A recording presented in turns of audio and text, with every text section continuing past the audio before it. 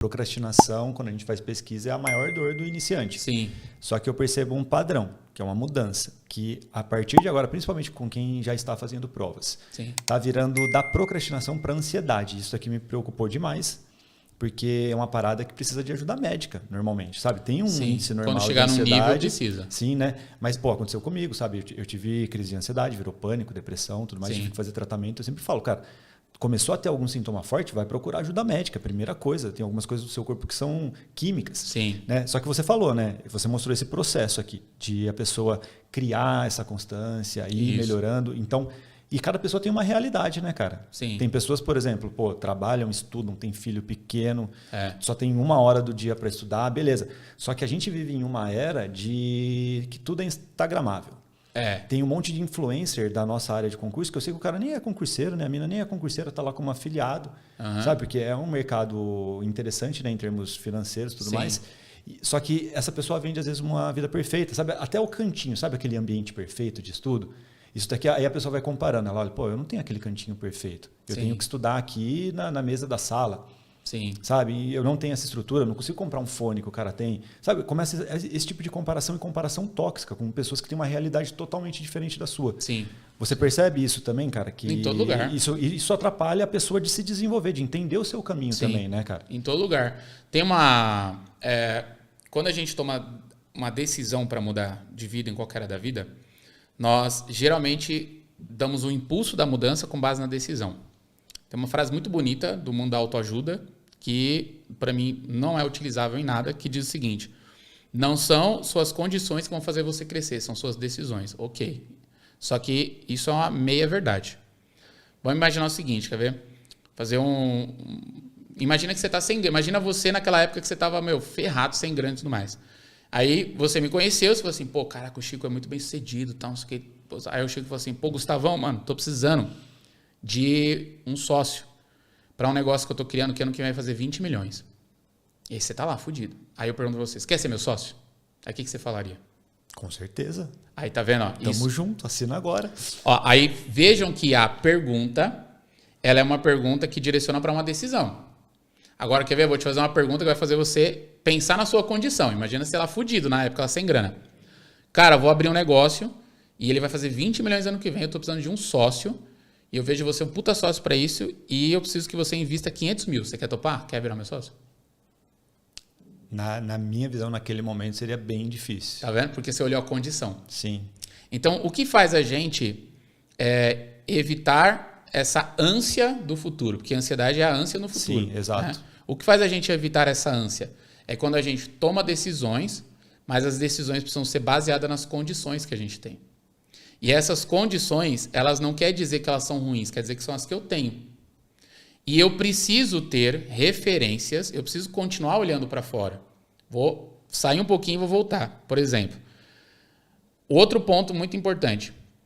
Tem gente que fala, cara, você não pode se comparar com outras pessoas, isso é ruim. Na verdade, isso é ótimo. Sim. Porque a comparação, existem 2 tipos de comparação. Comparação interna, que é quando eu olho para mim e vejo assim, pô, minha vida tá desse jeito. Aí eu tô olhando para as minhas condições. Você fez isso agora, você falou, lá no passado, não dava. Então você ia falar não para a proposta. Você falou assim, eu estou olhando para as minhas condições, mas não tem como. Então eu estou comparando aqui a sua ideia com a minha vida. Não tem como eu fazer isso. Comparação interna. E a comparação interna ela é muito importante, né? Porque ela é uma comparação muito tangível. Eu olho para mim e penso, até onde eu consigo ir? Isso é importante para eu não me ferrar nas minhas decisões. E tem a comparação externa, que muita gente diz que, pô, não é bom. Não olha não para os outros não, porque, pô, você não... O palco do outro não é seus bastidores. Querido, a comparação externa é o que vai fazer você crescer. Sim. Porque é na comparação externa onde você entende o nível, o limite. Então, eu olho, nós estamos aqui conversando, aí imagina nós estamos falando sobre negócios, por exemplo, que nem a gente estava falando antes do podcast. Aí a gente está conversando e tal, eu falo assim, não, cara, mas do jeito que você está fazendo isso, tá dando que resultado? Aí você fala assim, tá dando X. Eu falo para você assim, mas eu faço 10X. Aí você fala, como? Eu faço assim, você fala, caralho, sério? Ó, acabei de te dar uma outra barra que você nem sabia que existia. E aí você fala, porra, então eu vou fazer desse jeito. A comparação externa, ver pessoas muito bem-sucedidas em qualquer área, o concurseiro e tudo mais, ela te dá a referência. Porra, eu consigo ir até lá. Mas no meio tem a decisão e antes tem a condição. Então a melhor maneira de segurar a ânsia do futuro É você entender que lá é um nível, que a minha decisão é para chegar lá, mas que o meu elástico, que é a minha condição, só estica agora até aqui. Sim. Então eu olho para lá e penso assim, do caralho, eu vou chegar lá, mas hoje a minha condição me permite isso.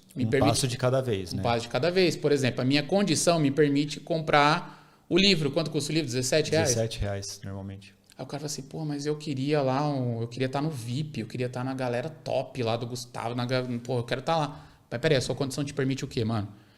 Ah, me permite o livro R$17. Então, cara, você não precisa ficar ansioso com isso, porque você já sabe o teu estado agora. O ponto é, você pode dar 2 passos.